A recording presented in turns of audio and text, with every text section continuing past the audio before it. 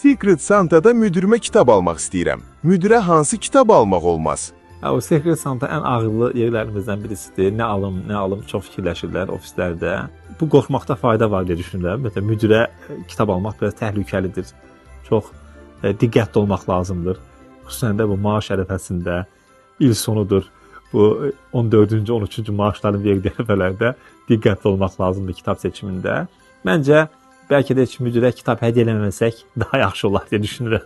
Rəhbərliklə münasibətlər, hansı biz onu daha öncə ictimaiyyətdə müzakirə etmişdik. Bu tip kitab vermək biraz yaxşı qarşılanmaya bilər.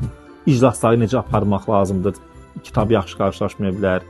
Və yaxud da ki, biznes qurmaqla bağlı kitab, nə bilim, uğura aparan 7 addım, yaxşı idarəçi necə olmalıdır tipli kitablar verərik. O adam fikirləşər ki, mən də yaxşı idarəçi deyiləm.